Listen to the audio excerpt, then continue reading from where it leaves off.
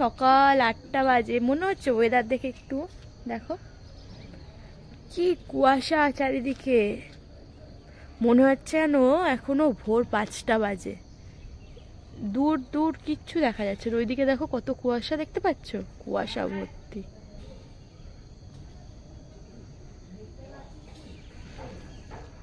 শুভ সকাল বন্ধুরা, নতুন দিন নতুন সকাল, তার সাথে নতুন আরো একটা ব্লগ। আজকের দিনটি হলো মঙ্গলবার আর এখন বাজে সকাল 8টা। তোমাদেরকে দেখালাম চারিদিকে কত কুয়াশা, দেখো। আজকে আর সকালবেলা উঠিনি, বৃষ্টি। এই কথা বলিস না, পর আমি কিন্তু উঠবস করাবো। বৃষ্টি হয়েছে সকালবেলা একবার, কালকে দুপুরবেলা একবার, তার জন্য জমিয়ে ঠান্ডা পড়েছে। আর আমি যে গায়ে কিছু দিতে পারি না, মানে গায়ে কিছু রাখতে পারি না, সোয়েটার টোয়েটার, তো আমার তার জন্য ঠান্ডাও লেগে গেছে, মাথা প্রচণ্ড যন্ত্রণা করছে ঠান্ডা। তো তার জন্য না আজকে সকালবেলা 5টার সময় উঠিনি, আমি ঘুম থেকে উঠেছিও এই 7:30টার সময়। 7:30টার সময় উঠেছি, পড়াতে বসবো বলে ওরা এলো সেই 8টার সময় পড়তে। তো যাই হোক, চলো ব্লগ এখান থেকে শুরু করছি। আর আজকে তো রান্নাবান্না নেই, আজকে আমাদের এখানে হচ্ছে ঠান্ডা উপোস, মানে হচ্ছে মা শীতলা মায়ের পুজো আজকে। তো তার জন্য কালকে রাত্রিবেলায় রান্না করে রেখেছি, শুধু ভাতের মধ্যে আলু সিদ্ধ দিয়ে দিয়েছি আর আলুর পকোড়া বানিয়েছি, ব্যাস এটুকুনি। আর মানে এমনি ঠান্ডার মধ্যে ঠান্ডা খাবার খেতে এইগুলো ভালো লাগে না, মানে কোনো কিছু ভাজাভুজি বা তরকারি করে রাখলে ঠান্ডা ঠান্ডা খেতে পছন্দ করি না আমরা, তো তার জন্য আর করিনি। কি হয়েছে? কুচ দে দে। তো চলো ঘরে যাই, ওরা পড়তে এসেছে, নাহলে ওরা এখন বদমাইশি করছে। পড়ি টড়ি, তারপরে দেখা হবে আবার তোমাদের সাথে। আর আজকে ব্লগটা মনে হচ্ছে ছোটো হবে, কেন সারাদিন সেরকম কোনো কাজকর্ম নেই। কালকে রাতে বাসন টাসন মাজা থাকে, মানে রাত্রিবেলা আমি বাসন টাসন ধুয়ে রান্নাঘর পরিষ্কার করে রাখি, আর এই হচ্ছে কথা। চলো সাথে। এই শীতের বেলা তো দেখবে হাত পা নাড়াতে নাড়াতে 2-4 পা এদিকে হাঁটাহাঁটি করতে করতে কোথা থেকে যে বেলা গড়িয়ে যাবে তুমি বুঝতেই পারবে না। আমার সাথেও এরকম হয়, পড়ি টড়ি উঠবো তো 9:45 বা 9:50 এরকম, ধরো 10টা 5-10 মিনিট আগে পড়িয়ে উঠি। তারপরে এবার সারাদিন তো সেরকম ভাবে ফোন ঘাটা হয় না, এরপরে হচ্ছে আমার কাজ আছে, ঘরের কাজ আছে, মেশিনের কাজ আছে, সাথে ভিডিও এডিটিং এর কাজ আছে। এবার ভিডিও এডিটিং করার পরে ভিডিওটা আপলোডে বসাবো, সেই সময় ফোন খালি রাখতে হবে। এই নিয়ে তো সেরকম ভাবে এখন আর বেশি ফোন ঘাটতেই পারি না আমি, আগে প্রচুর ফোন ঘাটতাম। তো কি হয়েছে জানো তো, এরকম করে আর কিছুক্ষণ আমি মানে ফোন ঘাঁটি, ঘাঁটতে ঘাঁটতে দেখি কখনো 11:15 বেজে গেছে, কখনো 11টা বেজে গেছে, তখন আমার মাথায় হাত হয়ে যায় আমি কখন বাকি কাজগুলো করব। তো এরকমই আজকেও হয়েছে, একটুখানি ফোন ঘাঁটলাম, বাইরে বেরিয়ে ভাই ছিল, ভাইয়ের সাথে গল্প করছিলাম, এই করতে করতে করতে করতে 11টা বেজে গেল। তো ভাবলাম না, এইবারে তাড়াহুড়ো করে কাজগুলোকে আমাকে করতে হবে। তো ওইদিকে ঘরটা পরিষ্কার করে নিয়েছিলাম, সেটা আর ভিডিও করিনি, কেন প্রত্যেক দিন আর সব রকম ভিডিও করি না। তো কিছু কিছু করে ধরো আজকে একটা করলাম, কালকে অন্যরকম করলাম, তাহলে কি হয় ভিডিওগুলো একটু আজকের থেকে কালকেরটা আলাদা হয়, কালকের থেকে পরশু দিনেরটা আলাদা হয়, এরকম আলাদা আলাদা হতে থাকে। আর না হলে যদি প্রত্যেক দিন আমি সব কাজগুলোই তোমাদের সাথে শেয়ার করি, তো প্রত্যেক দিনের ভিডিও একই রকমই হয়ে যাবে। তো ওইখানে দেখো ঘর দুয়ার গুছিয়ে নিয়ে ঘরটাও মুছে নিয়েছি, নিয়ে আর মানে এখন তো সেরকম রোদ ওঠে না, আর আমার খুব বেশি বেশি কাচতেও ভালো লাগে না, তাই জন্য 2-3টে করে কাছি। আর বাসি নাইটিগুলো প্রত্যেকদিন ধোয়ার থেকে আমার মনে হয় সার্ফে জল দিয়ে একটুখানি কেচে নিলেই পরিষ্কার থাকে। তো নাইটিটা আমার 2টো নাইটি ভিজিয়েছিলাম, আর শানুর কিছু জামা প্যান্ট ছিল সেগুলো ভিজিয়ে রেখে, আর এখন তো আর কোনো কাজ নেই, ভাবলাম একটু যাই রোদে বসি, গিয়ে একটু তেল মাখি মাথায়। অনেকদিন মাথায় তেল মাখিনি, অনেকদিন বলতে মনে হয় 4-5 দিন হয়ে গেল মাথায় একটুও তেল দিইনি। আর আমার চুলটা না প্রচুর খারাপ, প্রচুর, মানে আমার চুলটা এতই বেশি খারাপ, তার কারণ আছে। কেন, আমি প্রচণ্ড আগে জাঙ্ক ফুড খেতাম, আর ওইসব খাওয়ার ফলে তো আমার পিসিওডি হয়েই গেছে। আর দেখবে হরমোনের সমস্যা হলে চুল, স্কিন সব খারাপ হয়ে যায়। তো আমারও সেই রকমই চুলটা অনেক খারাপ আছে। আগে তো অনেক মোটা চুল ছিল যখন স্কুলে পড়তাম, তারপর তো আস্তে আস্তে চুল উঠতে উঠতে আর কয়েকটা চুল আছে মাথায়, মনে হয় গোনা যাবে ওই কটাই চুল। আর তার মধ্যে আরও একটা বড় প্রবলেম হচ্ছে আমার চুল বাড়তে চায় না। তো আগে তো তেল লাগাতামই না মাথায়, কিন্তু এখন বেশ কয়েক মাস ধরে আমি তেল লাগাই, আর এই নারকেল তেলটাই মাথার মধ্যে লাগাই। তো এই নারকেল তেলটা আবার একটা প্রবলেম জানো তো কি, শীতকালে বেশ জমে যায়, রোদ্দুরে রেখে তাকে আবার গলাতে হয়। তো ওইরকমই আমি ভাবলাম যাই একটু রোদ্দুরে বসে বসে মাথায় তেল মাখি। আর আজকে মাথাটা ঘষবো, কেন চুলটা একটুখানি কিরকম হয়ে গেছে। তো ভাবলাম 2-1 ঘন্টা তেল মেখে রেখে দিলেই, মানে এখন ওই 11টার মতন বাজে, আর তেল মেখে ওই 12টা 12:30টার মধ্যে স্নান করে নেবো। তো 1-2 ঘন্টা তেলটা রাখাও হবে, মানে চুলের মধ্যে তেলটা অ্যাবজর্বও করে যাবে, আর আমার তেল মাখাটাও হবে। আর তেল মেখে তারপর শ্যাম্পু করলে দেখবে চুলটা না অনেকটা সিল্কি হয়ে যায়, আর কতটা সুন্দর লাগে, সফট থাকে। তো ওই করছিলাম বসে বসে, আমি রোদ্দুরের মধ্যে তেল মাখছিলাম, আর ওখানে ভাই কথা বলছিল। তো ভাইয়ের সাথেই কথা বলছিলাম। আমার মুখ নাড়ানো দেখে আবার ভাববে কে আছে, আজকে ভাই আছে ঘরে। ও আবার একটু পরে বেরিয়ে যাবে, মানে ও বেরাবে বলেই রেডি হচ্ছে, কাজে বেরাবে।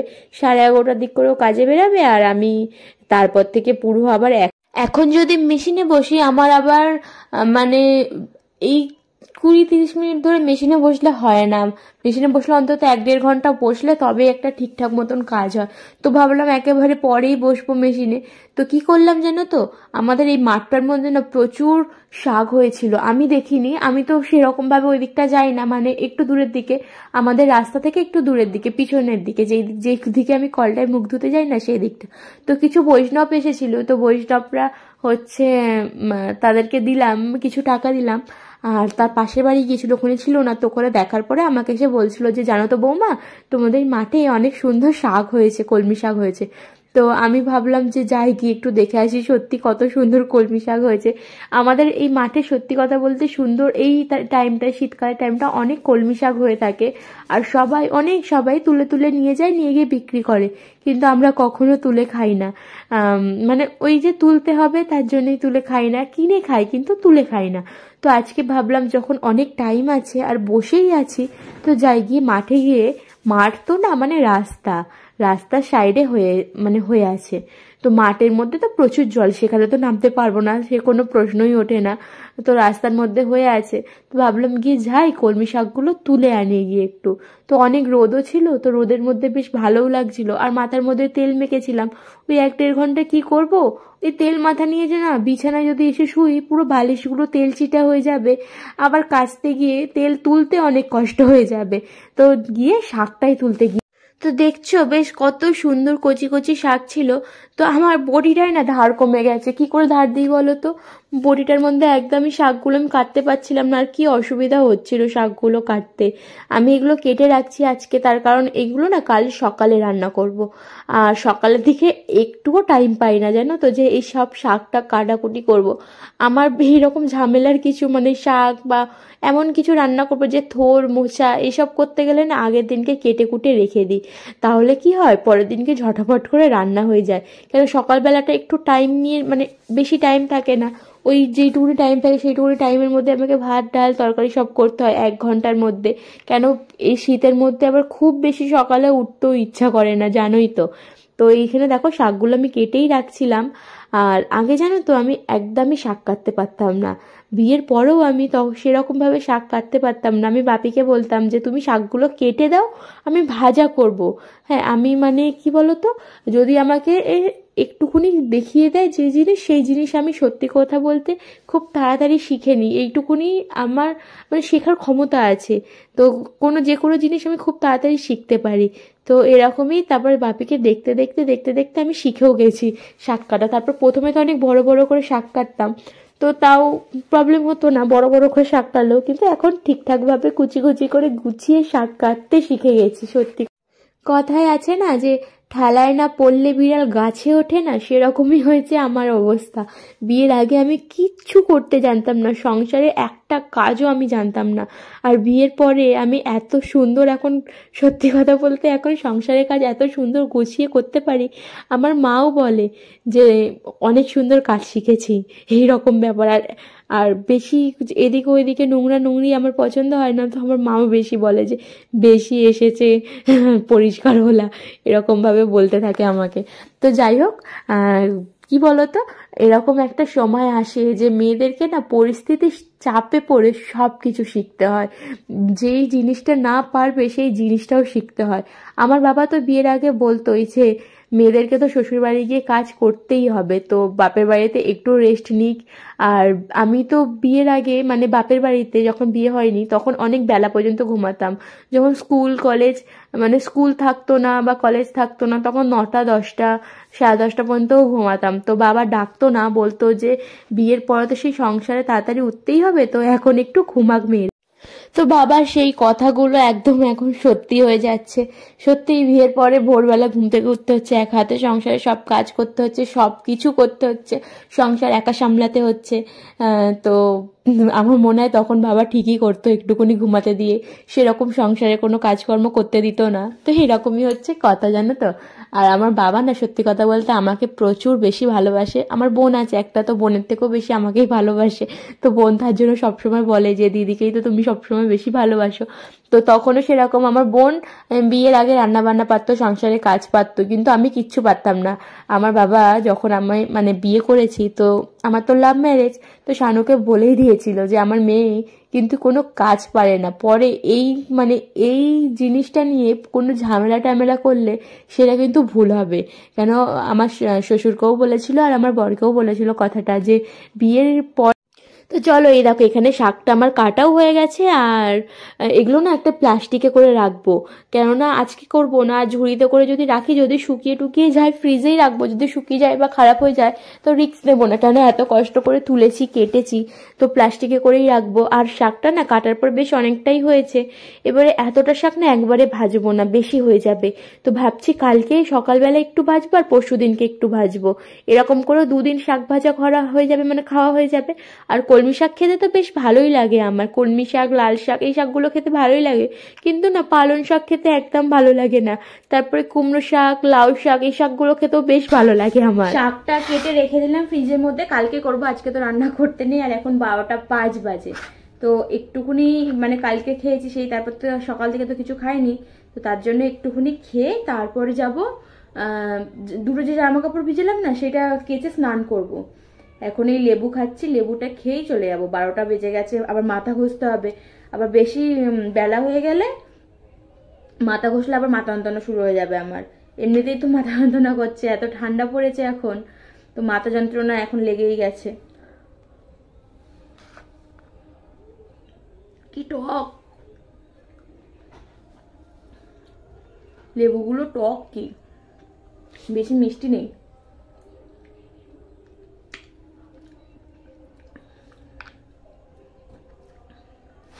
সিংহাসনটা 1 মাস হয়ে গেল মনে হয়, 1 মাস, হ্যাঁ 1 মাস হতে যায় যে কেনা হয়েছে, কিন্তু তখন থেকে একবারও ফুল দিয়ে পুজো দেওয়া হয়নি, ফুল আনাই হয় না।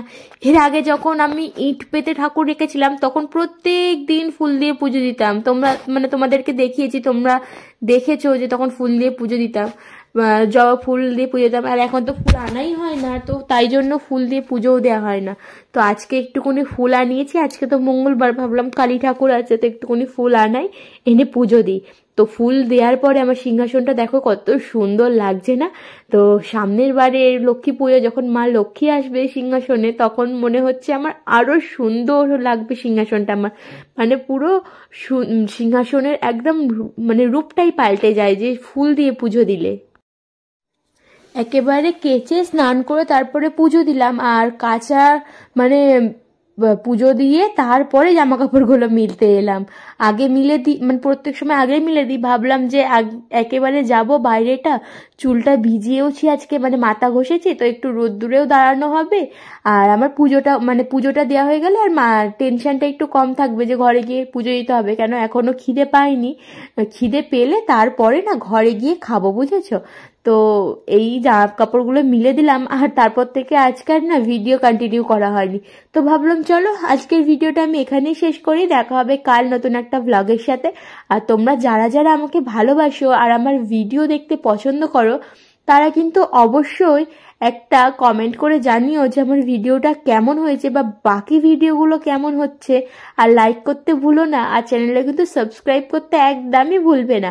আর যারা যারা ফেসবুক থেকে দেখছো তারা আমার প্রোফাইলটা একটু ফলো করে দাও, এরকম নতুন নতুন ভিডিও প্রত্যেকদিন দেখার জন্য। আর আমার জীবনে যেই সব জিনিসগুলো ঘটে, আমার জীবনটা তো খুবই সাধারণ, তো সাধারণভাবে যা যা ঘটে সেই সব জিনিসগুলোই তোমাদেরকে আমি মানে শেয়ার করি, আর এটা একটা আমার স্মৃতি হয়ে থাকে যে পরবর্তীকালে আমি এইসব জিনিসগুলো নিজে দেখতেও পারবো। তাহলে চলো সবাইকে টাটা, গুড নাইট, দেখা হবে নতুন একটা ব্লগের সাথে।